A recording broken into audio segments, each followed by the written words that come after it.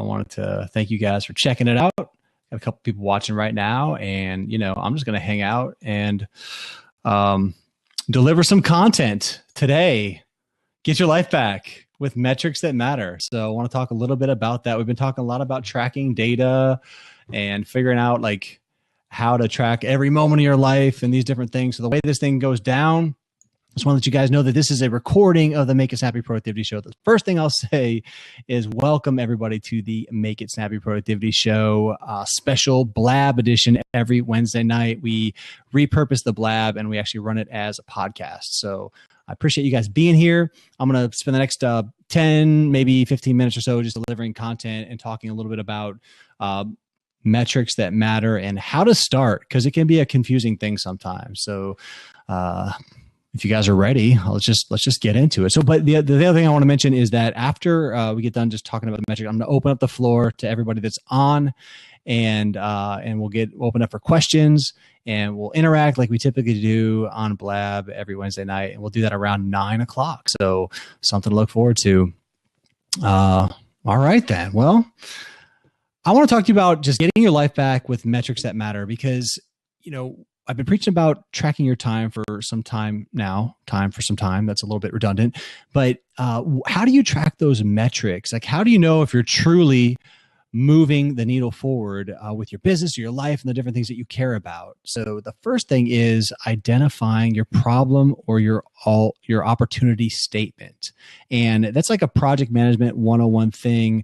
I have a background in project management. I'm a Lean Six Sigma guy, and primarily I'm drawing from that project management training, that Lean Six Sigma training that I've had throughout my career as an engineer, and kind of applying those now to your personal entrepreneur business, your personal, if you're a solopreneur, or even if you just want to be more effective as a parent, because the Make It Snappy Productivity Show is all about helping parents get their time back. So you can apply these principles to everyday life. It's really amazing when you really look at the Lean Six Sigma process. So I want to break it down and make it real simple. I'm not going to go through the whole process of Lean Six Sigma, but just get to the point where, okay, how do you develop some metrics that really count? So the first question is, well, really, you start with a problem statement.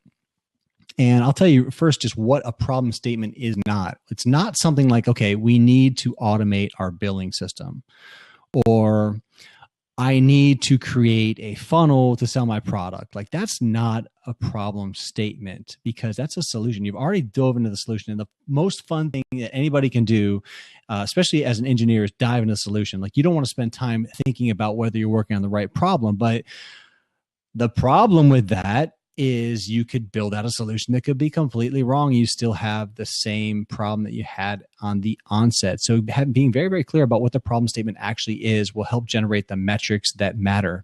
So we need to automate our billing system is completely false. It's a terrible problem statement. It's a solution statement. It's developing a solution for fixing the billing statement. So the real problem is something like, well, we can't find our invoices and we're missing out on payments for work we've already performed. So that leaves it open to, okay, we can't find our invoices. Like, that has nothing to do with automation, right? You can't find your invoices could mean that some schmo in the office is locking them all up in a drawer and not telling anybody.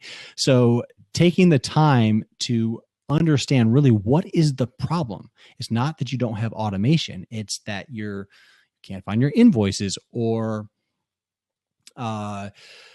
people aren't, or there's errors in the billing, or there's like all different things that could happen that relate to really the true problem and not just the symptoms of the problem. So the other thing is like an opportunity statement. So when you're looking at what are the different opportunities for your business, or things that you would want to achieve, being very clear about what is it that you want to do. So you want to reduce customer complaints in the sales department, or reduce customer complaints in a region like the Midwest or the Southeast.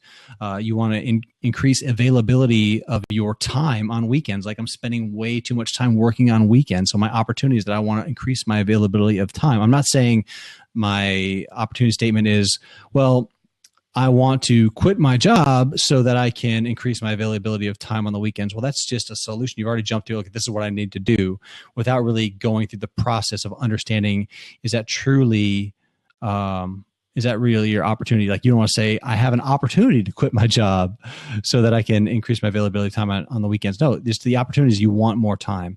You want to reduce your errors in billings, like those sort of things. So asking yourself like questions about opportunity statements, like where does the problem occur? Is it geographically? You're going back to problem statements. Is it geographically? Is it part of the process? Asking questions like, when was the defect first observed? When did it start? What are patterns that have happened? Does the problem happen during certain months or days of the week or even hours of the day? How extensive is the problem? How many defects are there or issues that come up? How often do they come up? What trends do you see? And how do you really know that the problem is a problem? So you might think it's a problem, but it might not be when you really start digging in and asking questions. What pains are you seeing?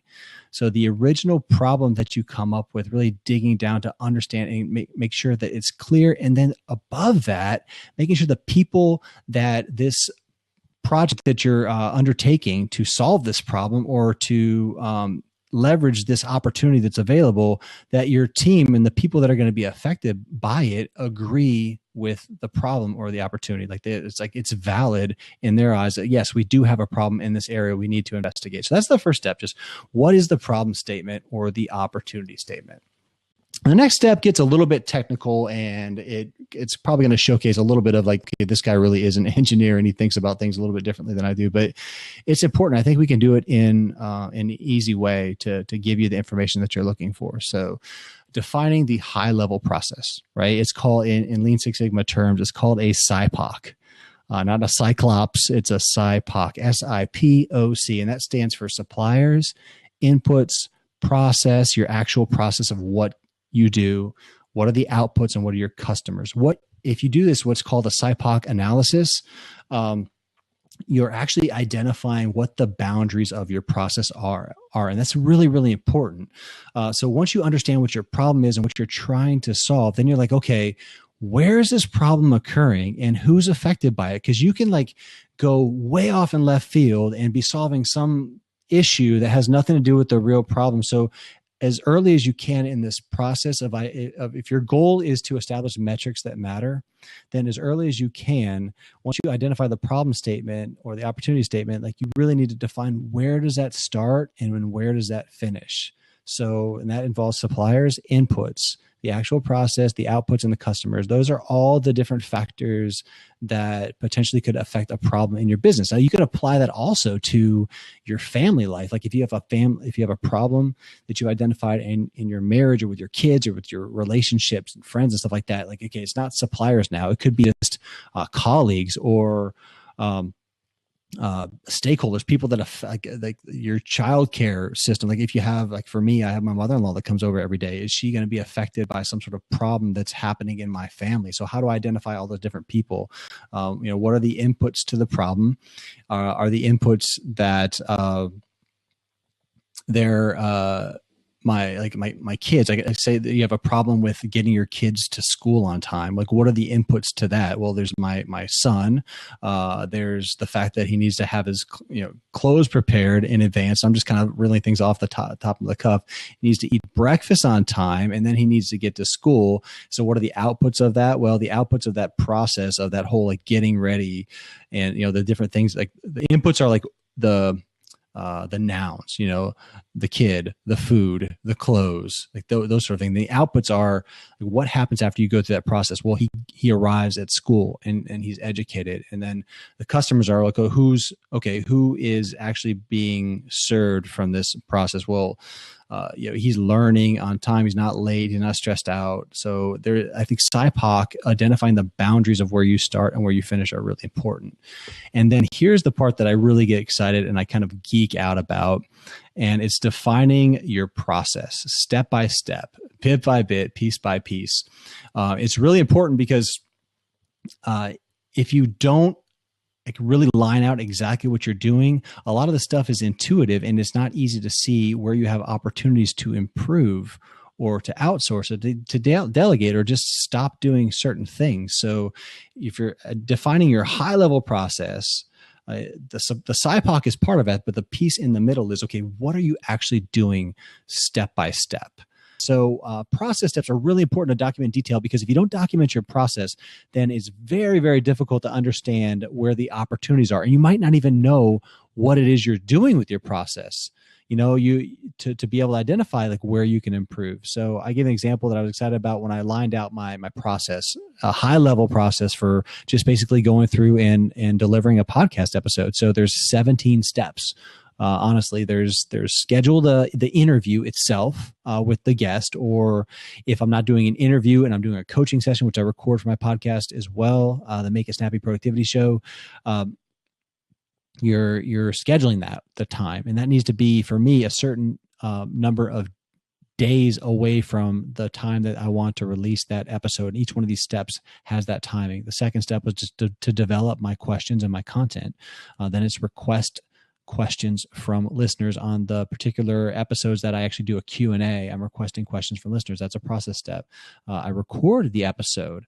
I write my setup remarks and my closing remarks. I write the description that goes into SoundCloud and iTunes that people see when they search for the podcast. I actually record not only the interview or the coaching session or whatever, I actually record the setup and the closing. And then I upload that like raw audio to Dropbox so that my editor can take it and edit it into like a draft complete episode. Put the music, the intro music and the outro music and the different effects that I've requested and all that kind of stuff.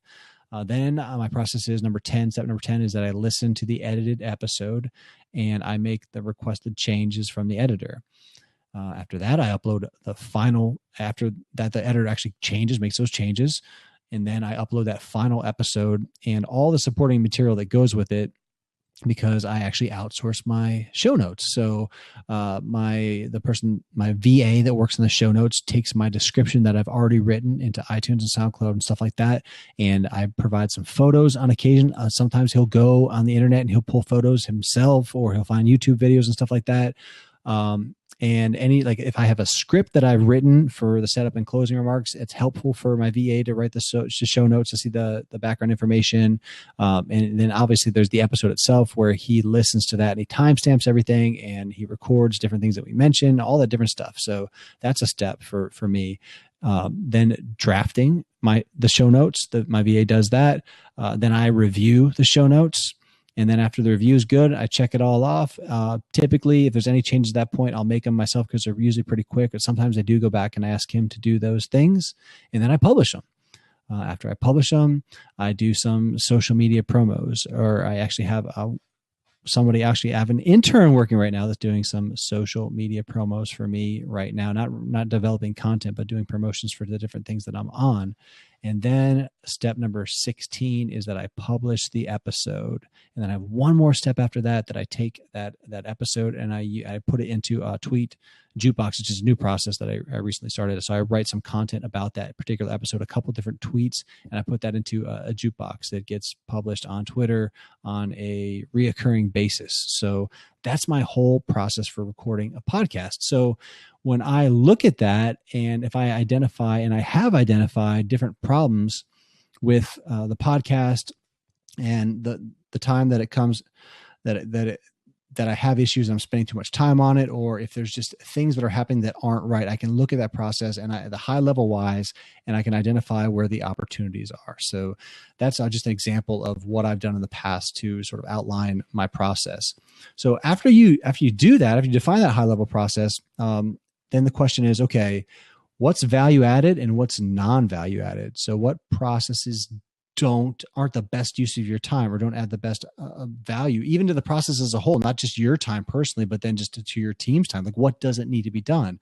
And real good examples of that are patients going through like 2 waiting rooms at the doctor's office, and then filling out, identical information on multiple forms. There's a process like they sign in, they go to a waiting room, they go to a smaller waiting room, there's a nurse, and another small waiting room, and the doctor comes in, and the nurse comes back, and there's a blood test, and then you check out and you pay. So like there's different steps there. Like what really adds value in those different waiting rooms, like this non-value add type steps. So looking at your processes like that. The next step of really finding metrics that matter are collecting the voice of the customer. So this is just very standard stuff that all online entrepreneurs know about, like surveying your customers. I know Jeff Page, Hectic Dad 01. I know he's in the process of looking at a survey right now for his customers. You can look at complaints that have happened. You can put together focus groups and that sort of thing. Just really understand the voice of the customer, the people that you're serving. So you've identified the problem or the opportunity. You've identified your process. Number two, you've understand the needs of your customers, and then finally you get into the metrics, and then you need to define the metrics and really decide like what metrics, what do you want to impact by this project, this opportunity. Like so when you have a problem statement or opportunity statement, you're turning it into a project to solve that, right? So what metrics do you want to impact? Because Lean Six Sigma is all about impacting your metrics or your performance indicators as a solopreneur, or your organization's performance indicators. So when you look at that, it's like, okay, what metrics are affecting my strategic priorities or my operational excellence? Like, what are those indicators? How can you set up metrics to affect those needle movers? And when I look at metrics, I look at, okay, and this is getting into engineer speak, so please bear with me a bit, but you probably heard that, I don't know, Y is a function of X. So Y is the metric, right? Y is what you want to change. Now the trick is finding out which X affects that metric. And if you attack more than one Y on your project, then you're experiencing something in the project management world that's called scope creep. So you're like, yeah, I'm trying to improve this thing over here. Like I want to increase the throughput of a specific machine in my manufacturing process. But oh, by the way, the concrete that's supporting this machine is all jacked up and full of cracks, and that kind of needs to be fixed as well. So that's what would be like a scope creep example. So when you're looking at your project and the thing that you want to improve, and if you're doing things like tracking your time, collecting data to try to substantiate and figure out like what X's are affecting the Y's, then you really want to focus on one Y at a time. So that's sort of like, that's what output does your project affect? Like being very, very clear about that. And then how do you align that project to the metrics of the business? So if your strategic priorities of your business are in line with what you're doing and how you're collecting data, then there's something you look at. Okay, well, my metric is that I want to reduce customer complaints in the Midwest. I had a problem statement that said customer complaints are directly correlated to the problem statement would be something like, okay, we've received a 30% increase in customer complaints in the Midwest, right? So the metric would be reducing customer complaints in the Midwest, making sure that's completely aligned with the problem or opportunity statement. Or another example would be, I want to lower my processing time for mortgage underwriting. That's the Y. The processing time is the Y. So now we got to figure out what X's affect that Y. And then you want to reduce errors in billing is another example. So your errors is the Y. What X's affect the Y. Reducing scrap in production. Like the list goes on and on of the different things that you could, metrics you could identify for whatever it is you're trying to improve. So if your metrics, if you generate your metrics, make sure that they're very clearly aligned with the strategic priorities of your business and the problem statement, the opportunity statement. And then the next step, we're not going to get into right now because we already kind of talked about tracking your time and collecting data and that sort of thing. But then how do you collect data that would support the metrics that you're trying to change? So that's what I wanted to deliver today. I am so sorry about the crashing on Blab. I appreciate the guys that have stayed with me, Jeff and Clem, and it looks like James Van Proyen, VP, is on. So thanks so much. So what I'm going to do now is I'm going to open up to the floor for comments and questions. I see some things coming through the chat. Since it was a recorded podcast, I didn't want to address them right now because I'm trying to, record actual content for the podcast, although it's all choppy and I got to patch it back together. But anyway, I'm going to unlock the seats now and see what you guys are up to. So looks like Clem is in. All right. I'm just going to give props to Clem for joining because I haven't seen him on the Blab for a few weeks now.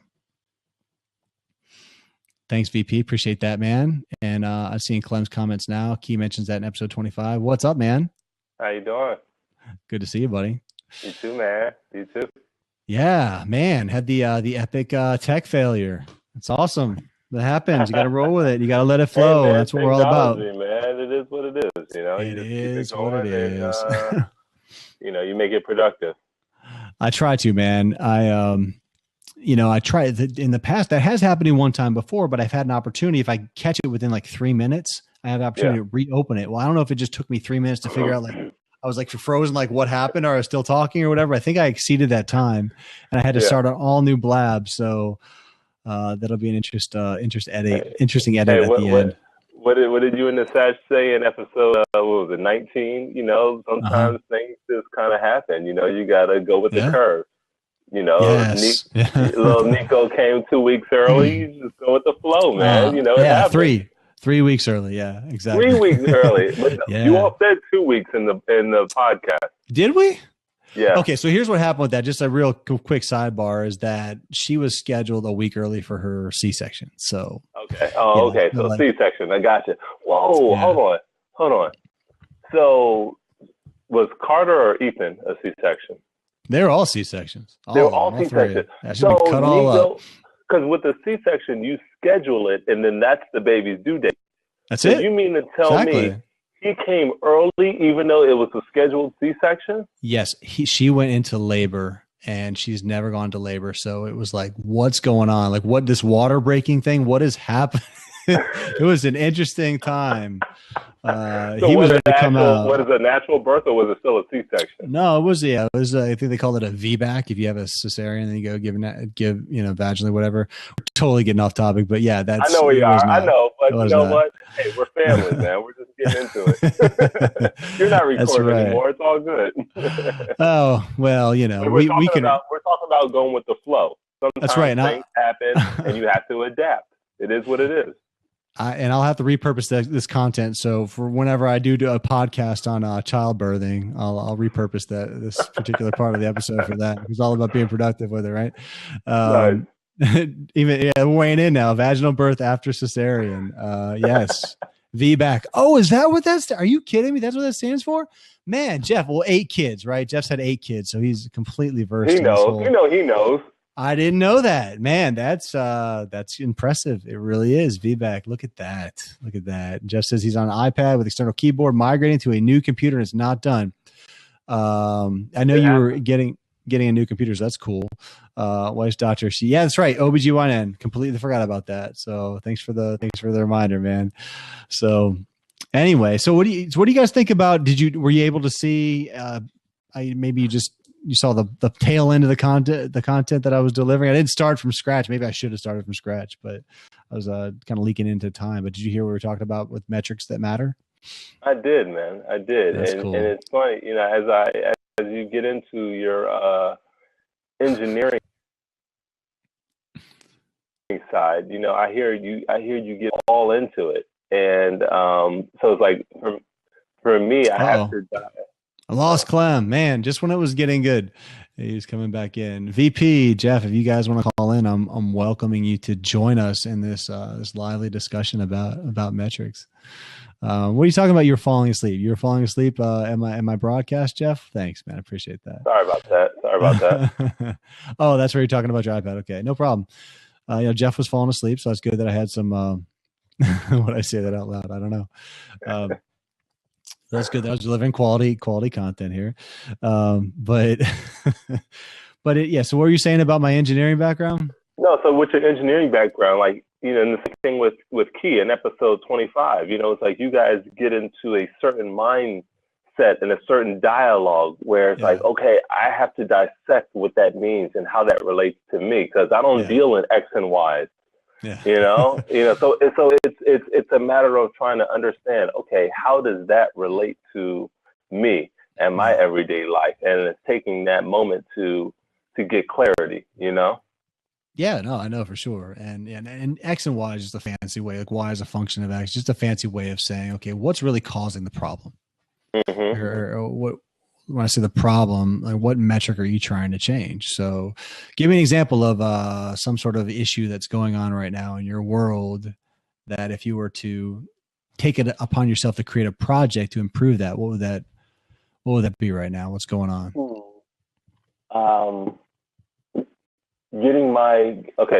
So I have a number that I need to, income wise, I have a number that I need to reach per month. Okay. And then understanding, okay, in order for me to make that number, that's also time away from home. So it's a matter of finding that balance to still get my number, but also keep that home balance and that relationship between, the kids and my wife, and to keep that steady, constant, comfortable flow, but still make that income that takes away from that time at home. Yeah. So if I could articulate that, to taking that back to like, what's the clear problem statement, then it would be, so you haven't been able to do this. Is that what you're saying? So that's the problem. I have been doing it. I have been doing it easily, and I can do it easily, but I want to learn how to just maintain that balance. So like the first of the month, that first week, Jocelyn is busy with with one of her jobs. And that's just not a good week for me to go off and work. Yeah. Now it's a matter of understanding and finding that place, that smooth flow for us to work on the same plane. You understand what I'm saying? Like that first week just doesn't work for us. So it's like, okay, but now I have 2 weeks to work with as far as me getting my days and my number of days working. But there's baseball practice that comes in. There's swimming, there's other things that comes in that pull away from my time, and that's where I'd rather be.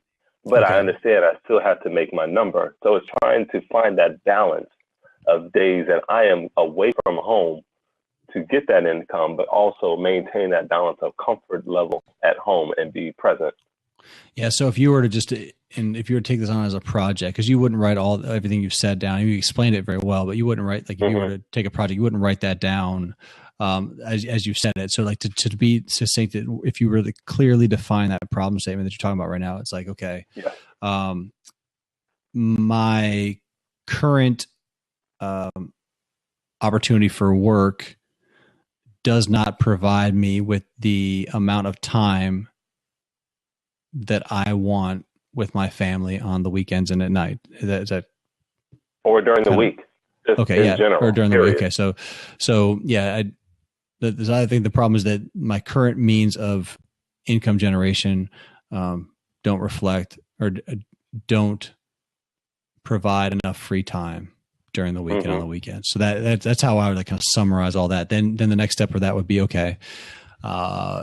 diving into what is your process for earning your current income, like lining that out, like define. Well, the first, like I was talked about in the podcast or the recording, was that what are your suppliers, your inputs, like what's all your inputs into that process of you making the finances, right? And then if you line out that process, then what are the outputs? There's a certain output of what you're making, and then there's the outputs of the time suck, and then the people that are affected by it, your family or your customers, like kind of lining all that stuff out and then taking piece by piece. Okay, well, with what you're doing now, what's taking you away during the times that you want to be with your family? Like, what is that? And sort of stepping through it like that. I mean, I think that the problem statement that you referred to is like a really large scope one, and there's all different angles that you could take with it. But that's sort of like how I would look at something like that. How's that sit with you? I was lost. I was following it for a little bit, but I know one thing that I've been working on is trying to understand, okay, what other means, how can I still be in the industry that I love? Yeah. How can I give the value that I have to the companies that I enjoy working for, and still get paid for it? How can I work on pre-production stuff? How can I work on, just how can I maybe go for, like, in working in the convention industry, go on just like a site visit for a day instead of necessarily, and provide my insight on how, just different aspects of projection or whatever, or just setting up for the convention, how the insight that I can give before getting to a show and doing the actual work. How can I give my valued opinion and get paid for it before even having to get there and do the work? That's, that's what I've been working on. You're kind of diving into a little bit of what Jeff's saying here, where it might be, and you're right, Jeff, it might be valuable to write it down exactly how you stated it, and then kind of start going through each step of that and saying, okay, what's the true problem here that you're saying? And so the issue that you just articulated there is, okay, you love projection work and you want to spend time doing that, but it demands you to be physically there, right? Yeah. Like you need to be in that area. So how can you provide the value in this particular area of work without having to physically be present? So the problem would be that to do the projection work you enjoy, but there is work that's done prior to when I arrive. So now is it, how do I get paid for the time that I can give before I even get on show site? Okay. Yeah. So, the problem statement or the opportunity statement, we could look at it that way, but I'll start with the problem statement, is that the work that you're doing with projection, or your projection work, requires your physical presence. You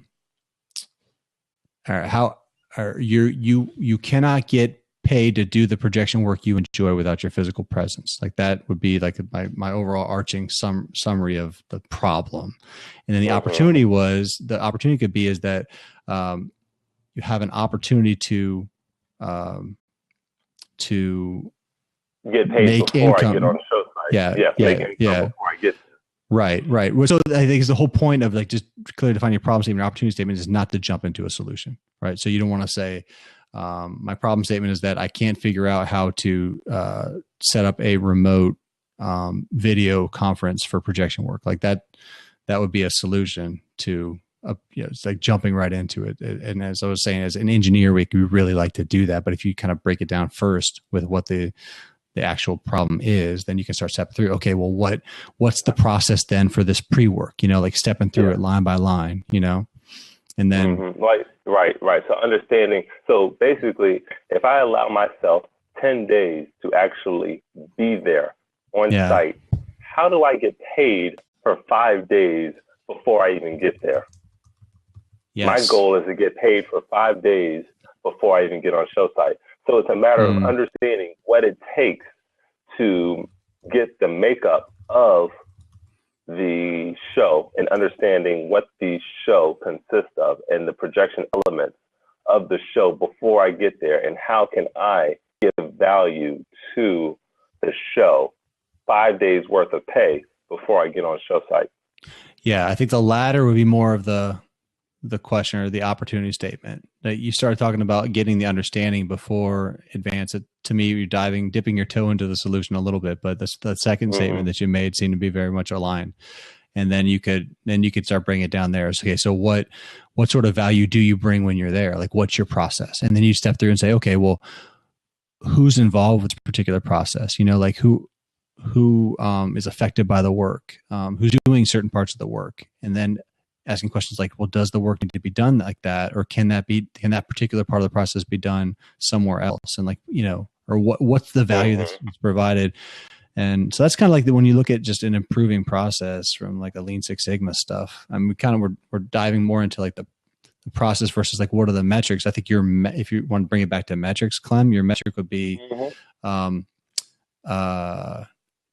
dollars per physical presence or something like that, That's how I'd see something like that. So I don't know. Yeah, because I remember in what was it, 20? With episode 20 with the numbers so well. You know the numbers better than I do, man. I'm so appreciate that. It's awesome. What was Strange's episode? Charlie Strange was number 21. I think it was 21. It was either 20 or 21. It was 21. Yeah, I think it was 21 because the one with the military lady was 20. Was 20. Yeah, she was 20. 20. Michelle was 20. Yeah. Maybe Strange was right after that, or maybe Nico was somewhere. Either way. I remember listening to him, and then you were talking about the Six Sigma or whatever. Yeah. And then you were mentioning it here, and then also Key was talking about it in the upcoming episode number 25. And so, and the teaser, you're giving out the teaser. Oh. But for people who aren't in that mindset, who don't understand the Six Sigma, it's like, what does that mean? What is that? Yeah. And so it's like breaking it down for the lame person to understand, okay, what is this X and Y that you speak of, to understand how that relates to me.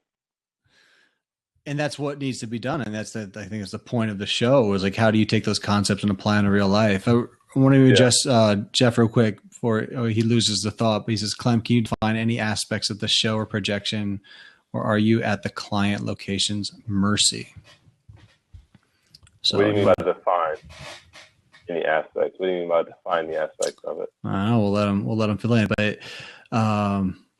so like, when I just say, and maybe that's the problem. Like, maybe you just need to take the tech speak out of the Y as a function of X. I mean, like, you could just say errors are a function of not taking proper notes. You know what I mean? So like, Y is the error, and the X is not taking proper notes from whatever it is you're trying to do. It's kind of a general. I think, like, okay, if you make an error in your if you have a blog post, to put it in real tangible for all these online folks that are on here, Bruce and Jeff and VP, if you have a blog post and it goes out with a typo, right? Because so that typo in that blog post is your Y. That's your metric. You're measuring, like, you feel like the quality of your work is at a detriment because of these typos, right? So that's your Y. The error is your Y. Now your process is, okay, how do I put together this blog post? So what are my steps for the blog post? Well, you might line them out and realize that, okay, I'm doing my own editing and I don't have somebody, I'm talking going to solutions, but you might find the process of, okay, you're only spending a certain amount of time on editing and it's getting missed, or you're farming out the editing to somebody that doesn't speak good English, or, like, whatever it might be, you would line out the process and be able to identify, like, by asking critical questions, which one of those X's, those reasons for the deviation in the Y, the foreign editor is your X, and that's a function of your Y, which is the metric of errors, or things like that. So I'm just trying to break it down very, very simply. Okay. I get that. I have a better understanding of what you're saying now. Yeah. Okay, cool.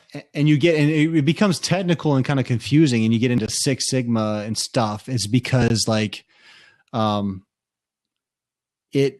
need to collect the data and use that equation. Like, if you were to really make a technical project out of it, like, use that equation to calculate, like, the standard deviation. Like, you use that Y equals and figure out how all the data you collect, you have mass chart of the different things that you've collected, which one's significant.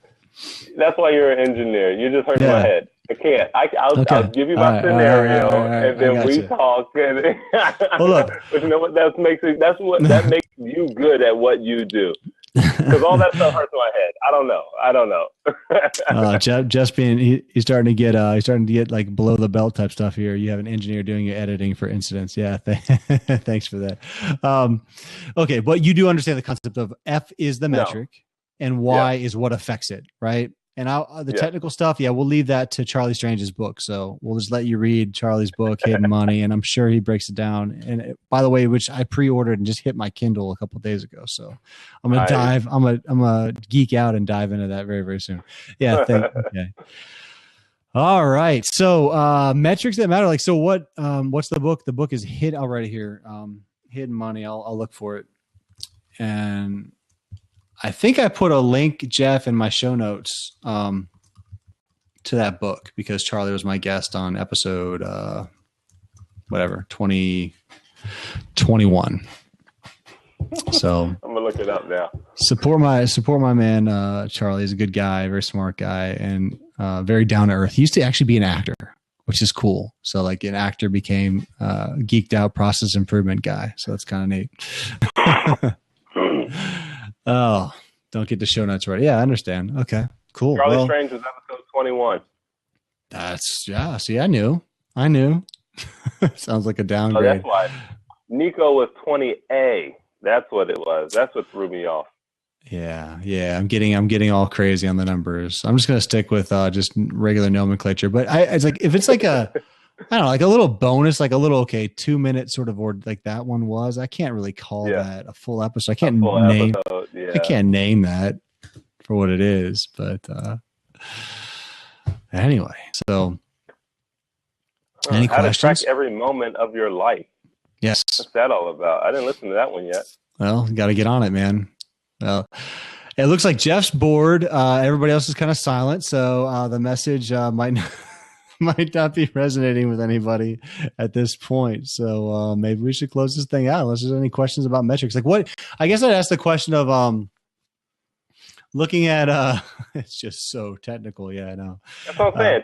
Tell me about the track your every moment of your life. What's that all about? I haven't listened to that one yet. Yeah, that's something that we talked about last. Commercial about it. We talked about that last Blab. So tracking every moment of your life is something I've been doing for a little while now to try to collect the data to support strategic decisions that I'm making about my endeavors. So I have an app and I basically put every single thing that I do into this app every moment. Like before I started this Blab, I click start on my little Blab icon. I track all my social media endeavors separately because I want to see how much time I'm spending on certain tasks. I want to see how much time I'm spending on certain tasks because at the end of the week, I have different metrics for my results of what I'm achieving. Right. So like, I want to know, okay, well, I spent 6 hours on Facebook 1 week, and 3 hours on Twitter or whatever the data ends up showing up, and that ended up increasing my listenership to the podcast by another 100 people or whatever. Like I'm very specific about why I track the different buckets that I track. And if you look at my blog post, I actually posted that blog. No, that blog is coming out tomorrow night, where I actually go through each one of my buckets and why I track it. But when I get the data back, I look at, okay, what were my results for the week? And actually, I think you and I talked about this briefly. Like I have a weekly review now with Nisach. Like we look at what were the goals for this week. Lunch. Yeah, the lunch review. What are the goals? And then looking at how I spent my time. And then just for me, it's an accountability thing. Okay, why did I spend so much time on Facebook or on this Blab? Like what commitment is that? And what sacrifice am I making to do the things that would really bring back? Trying to achieve? What is your ultimate goal by tracking all of this data? What do you want to know? So the first step is understand the value of my time. So if my rate, if there are certain tasks that I'm in, if I'm spending a certain amount of time on these different tasks, and the task, if I look at the excess, so the first step is I look at all the different things I'm tracking and which ones are the biggest pieces of the pie. So I got, whatever I'm spending the most time on, like why am I spending time on that? So I can focus in on week to week or month to month or quarter to quarter. What am I spending the majority of my time on, and what results are those tasks getting me? And then the opposite is, what am I not spending enough time on? So I track things like one-on-one time with the kids. Like what are my goals for one-on-one time with the kids, or for date nights for my wife, or whatever it might be. And what do I feel like, what's the state of my marriage like? What's the state of my relationship with my kids? And can I make changes of my different activities and swap, one activity for the next? But I think the whole point of it is like, we don't realize how much time we're spending doing certain things. We just don't.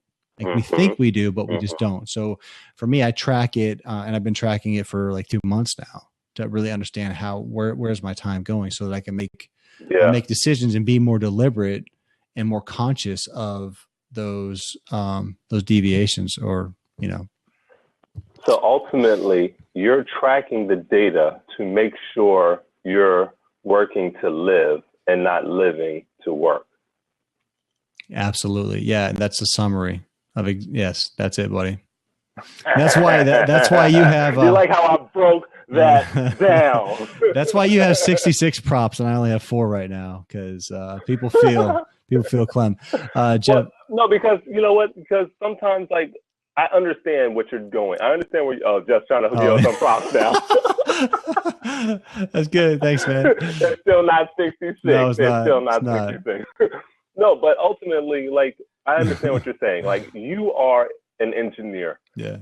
And I'm an artist. You know what I mean? Like, you have to see the data. You have to see the numbers.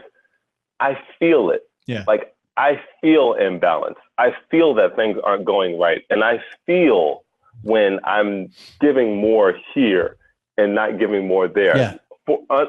In addition to that, though, my wife, who's an accountant, maybe she sees the numbers or sees the money and the time and everything.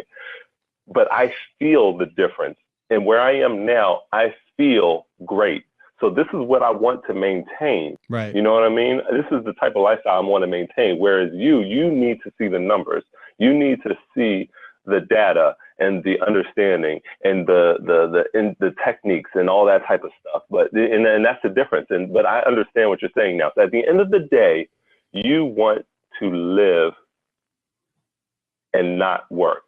You want to enjoy life and understand that your job is something that helps support your life that you want to live. That's right. That's right. And Jeff made a good comment there to you, Clem. If you feel out of balance, you still have to accurately identify where the imbalance is. So right. I can relate to that because it's just from what I said earlier, everything's great with you right now. Like your life is great. You're firing on all cylinders. You're improving where you can, and it's working. And things can improve. Things can still improve. Sure. Right. Yeah. But then something's not, at some point in your life, something might not be right. And it might be helpful for you to look at, maybe not tracking every moment, but like say all of a sudden you're working all these hours, right, at your job, and you want to figure, okay, I'm working. I felt like I was doing really well before, but now things are off at work, and like I'm on the road too much and it's excessive. Then it might be beneficial for you to start breaking down your different tasks at work, for saying, okay, well, what are these different things that I'm doing at work, and how can I chunk those up to my activities and see really what time am I spending doing certain things, and then attack that problem. So it might not be tracking every moment of your life like I am, but it might be just tracking it problem by problem. You know what I mean? Yeah. So, yeah, definitely. No, I get that. Yeah. See Aaron Smith join. Thanks for joining, Aaron. Jeff, you asked me a question earlier. How many buckets do I have? So I have major buckets and I have sub buckets. So the app that I use to track my time allows you to break it down. So, but my major buckets are family time, health and wellness, work, and I track meals separately. And meals doesn't have any sub buckets. And I track my time for my major retainer client as a separate. No, I'm sorry, I don't. So I think I have like 5 major buckets, and then under those there's a bunch of sub buckets. So I think I look at the 30,000 foot view. I look at how the time is spent on those big buckets, kind of like you said with yours, household, family, personal, business. Like mine's similar to that. I think I have a few other nuances. I have to go back and look at my app. I guess I could pull it up now while we're looking at it.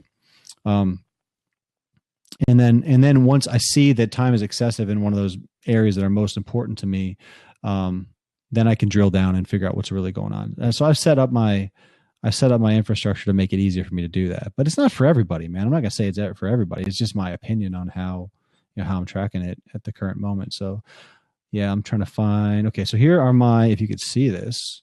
1, 2, 3, 4, 5, 6, 8, 9, 10, 11. So here's my major. You see that? That's kind of hard to see, isn't it? Oh, there. Okay, There you go. There it goes. There you go. All right. So if I can read the mirror view of my camera here, it's kind of. Oh, I lost it again. Dang, it's hard. Okay. Shower, dress, health and wellness, family, eating out, dining out. I track separately. I just have any sub buckets because I want to see how much time I'm doing that. Home stuff, like home projects, and then Inspire Me is the name of my company. It looks like I do.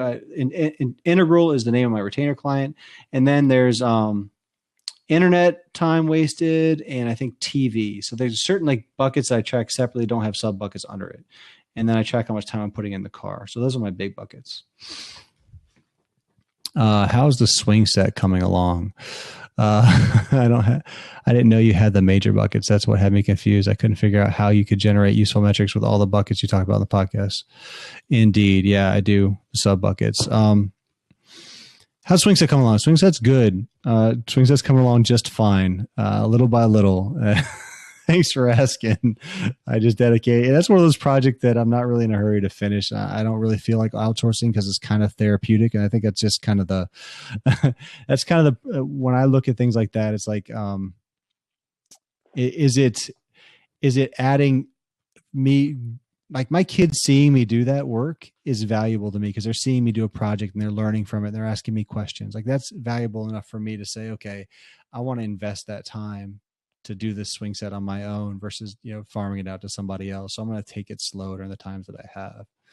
So, yeah, it's now, do you think it's more valuable for you to do it at a pace that you're going, or is it more valuable to dedicate a lump sum of time so that the kids can benefit from it? Yeah, I mean, I think I got to the point. Well, I'm not trying to make excuses, but I think to answer your question, it would probably be more valuable to have a lump sum of time doing it. I kind of got to the point where they can play on it now. I'm just kind of tweaking, so it's not really that big of an issue. It's solved its purpose as far as giving the kids something to play on, but now it's just like now I'm just kind of messing around, having fun. Therapeutic. Like I said, it's therapeutic for me. Now it's like, oh, look, kids, I added something else. Yeah. It was great already, but now look what it can do. Exactly. Like it's not all about the money. And I think it's part of the point too. Like certain times you want to invest, it doesn't always have to come back to your total value. Like it's what's really important. Like why are you earning this money in the first place? Yeah. And I just got an extra problem. There's Bruce. Man, Bruce, yeah, I'd love for you to call in. I love and you and Clem. Have you met Bruce yet, Clem? No, I have not. Yeah, Bruce is he's got a podcast called The Mindfulness Mode. He's a really, really great guy. And we're in a program together right now. But I think you guys could probably have some interesting conversations since you guys are both very, very mindful people. So it's my little plug for Bruce. Check his stuff out. We were talking about the whole mindfulness and being aware of your surroundings and aware of different things. I started Pilates on Monday. No way. And my instructor was saying how, wow, you are really aware of your body and understanding what's going on with your muscles and stuff like that. And I was like, how does he make that determination? How does he make that determination though? She would tell me to do certain things and nope, that's not right. Make an adjustment. And I would just do it and feel it and feel those muscles. And she's like, that's it. Yep. And it was interesting to just, just concentrate. And trying to relate this back to understanding and balance and feeling certain things, if you just kind of just become one with who you are, you can definitely feel when you're not right. Yeah, for sure. Yeah, that's really what mindfulness is about. Bruce, I actually listened to a couple of episodes when I was working on the swing set. As a matter of fact, Jeff, I listened to a couple of Bruce's episodes and I enjoyed them very much. One with Justin Crossley. Justin Crossley is he basically has a podcast about beer and all the different kind of beer, and there's actually mindfulness in beer. I learned being mindful and appreciating the different flavors and taking your time and really just overall appreciating, the moment. I think it's just living in the moment. And I think as productive as I feel like I am in the things that I do, my biggest gap, and that's why I like guys like Bruce, because I feel like, the more I can surround myself with guys like this and you, Clem, is that you're welcome. That's my gap. Like I have a lot of trouble being in the moment. I think that's why I work as hard as I can to eliminate as much of that clutter out of my mind, because I know that I'm very quick to think about, what the next thing is that I need to do with work and not being mindful. So my biggest skill that I could develop is mindfulness, if that makes any sense. And for me, I need some sort of gauge of, and it's almost like my tracking my time is almost a gauge of how mindful I'm being with my with how I'm spending it, you know. Like I might not even realize that I'm out and that I'm working till, you know, in some cases, I find myself working till 1 o'clock. If that was the case, I think I'm at a place now where I'm not really doing that anymore. But there was a time where time would just go. And I just get so into and laser focused, but I don't appreciate like really everything that's happening around me. So yeah. I'm sorry. I didn't answer your question. Yeah. Mindfulness mode is definitely, that's it. So yeah. And thanks for the props for Jeff and Bruce to get me to catch up to Clem here. You know, as you were talking about that, Nick, and just being aware of your surroundings and that present moment. There's when I was pledging my fraternity, one of the poems that we had to memorize was "The House of Alpha," and in that poem there was a stanza that said, "Quiet moments find me a delightful treat, a shrine of understanding." You know what I mean? And it's just a matter of taking that moment to be quiet, shut everything down, and get that understanding, get that clarity. And sometimes those distractions in life will try to pull you in or pull you away from that moment. And it's just, you have to shut them out. You're like, no, stop. Yes. I'm here, I'm focused right here, right now. You know? And that's the muscle that you build if you get into like a meditation practice. You know, it's like your mind's gonna wander, but that's not really the point. The point is trying to figure out how to get it back. I was meditating today, and in that meditation there was a chime that would happen, and then it said that when you hear that chime, it's a reminder to pull you back to that moment, because you know, you'll wander away and you hear that chime, it's like, oh no, I'm supposed to be focusing on this. And it was saying that in life there's chimes that are happening all the time, whether it be a bird chirping or a gust of wind or just something that will remind you, oh, that was beautiful. Let me focus back on the here and now, you know? Yeah. Yeah, you're absolutely right. Like if you're at home and you're working on something and your kids are crying or doing something or yelling, that's something that needs to pull you back to that moment, because instead of getting irritated because you're trying to focus on one task and then they're making noise and you want to be like, stop, I'm trying to concentrate on this. That's that chime that's pulling you back to that here and now. Yeah. Yeah. I think as a podcaster, one of the things that's just crucial when you're interviewing is being present with the interview, not being somewhere else, listening to what the person you're talking to is saying, or as a coach, like being fully present in the moment with the person that I'm coaching. If I'm out somewhere else, I'm not going to be effective. I'm going to miss the details. I'm going to miss being in the moment. And I remember, I just interviewed Bruce. You might remember this guy's name, Andy Kushner. He was at Podfest. He owns a music company. He produced music for primarily weddings and stuff like that. Great guy. And we talked about hacking corporate. That was the discussion that we had. But I felt, and I took a risk. Yeah, I took a risk about with this particular show, because I felt like I was pretty adept at that concept of hacking corporate. Like it's just my thing. So I was like, I'm just going to let it flow. I'm going to let this one flow. And I'm not going to I had maybe a few bullets, but I read his intake form and I was like, okay, I kind of understand what he's all about. And I'm just going to go, I'm going to let it flow. And the only commitment that I made during this interview that I was going to be fully present. And man, not having that crutch of my questions and my notes really like livened the conversation. And I came out of that thing thinking like, wow, this was probably one of my, if not my best podcast ever, because second best. I know. Second best. I knew you'd say that. So, but I was really, really fully present, Yeah. And I think that it's just that notion of mindfulness. So, taking and going back to the subject of this blab, right?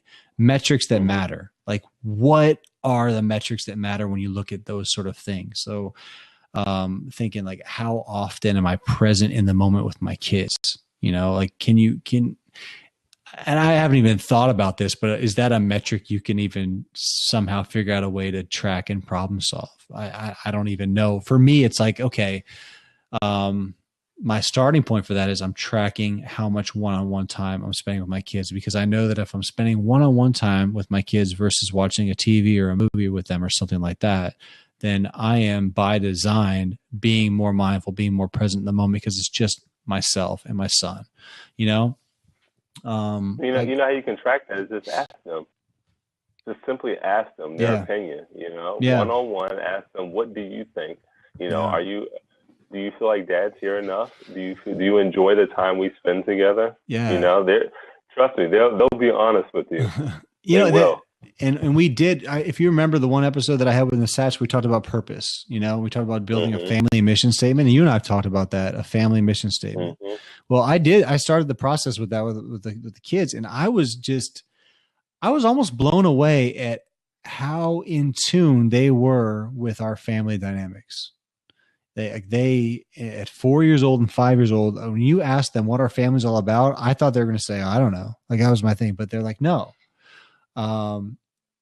And I don't want to give away, I don't want to put it in that light, but they knew exactly where our pain points were with, like if somebody flies off the handle, they know. And that's those things that come up.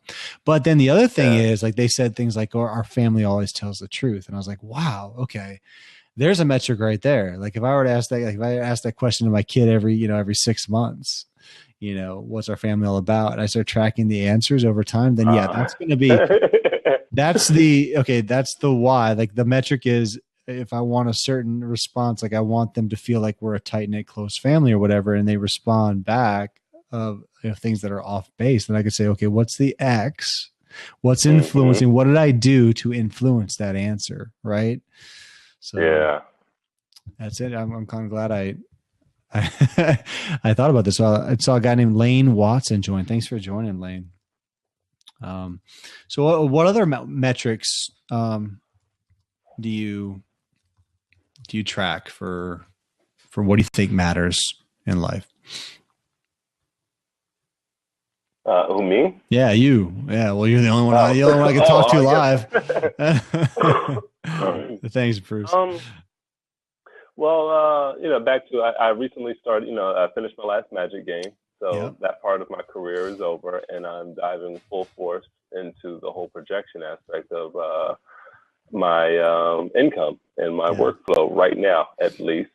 And it was a matter of, okay, I know how much I get paid per 10 hours. Time after 10 hours is time and a half. After 16 hours is double time. Yeah. So it's a matter of understanding, okay, understanding what my number is and what my true expenses are. And when I say expenses, I'm not talking about just, expenses for the business, but expenses for my life. How much do I need to contribute for the family, and what Jocelyn has deemed and what we have deemed as our family expenses. And then understanding, okay, I know I can contribute a certain amount into my IRA per year. So how much does that break down per month? And then other expenses, okay, I would like to be able to assist my mom, financially or whatever. So how much do I want to give to that? And then, just other things that come up. Okay, every year, my insurance costs. Or not insurance costs, but then also to have my company, that 160 or 140 I got to pay every year. How does that break down per month? So now, after having all of those things, I have a true understanding of what is the number that I need to make every month to come across and pay for everything throughout the year. Yeah, you're absolutely right, man. And that's the basics. Like, you got to meet the needs of the family first before you can start working on anything over and above, or, just stretch goals and just actually, making choices and decisions that are going to change the dynamic. Or if you had like your dreams, like following your dreams, first you got to meet the basics. So it's like taking the time to know whether you're meeting the basics, your needs as a family is like the first step and the first metric, I think. And then it's like, okay, now that I've met this, how do I know that I'm growing as a person and as a business? Then what metrics can you use to track that? is it's a valuable thing to think about. But also using other people as a metric. You know, I had lunch with a coworker's husband, actually. You know, I saw a dynamic that this coworker is very just strong and very determined and very forceful when she comes to getting us to be our best. And then I saw her at a wedding in a service mode to her husband. And I was like, wow, that was really an interesting change. It was a flip-flop in the whole way that I saw this person. Now I see this person from being the, what would you call the opposite of somebody who serves? More of the forceful role. Somebody who takes? Somebody who receives? I guess. Receives. Like someone going from a receiver role to a giver role. And there's just the dynamics of the relationship. So I was like, you know, I approached this gentleman who I knew before. And I said, hey, let's have lunch. So he lives in Orlando. I live here in Tampa. We met up in Lakeland, halfway point, had lunch. And we just sat and talked for about an hour before we even ate. And it was really nice to understand, you know, to see a dynamic of a relationship, but then also to get feedback on how I'm viewed to the company that I've been working for all this time and how they value me. And then that was a matrix to see where I stand.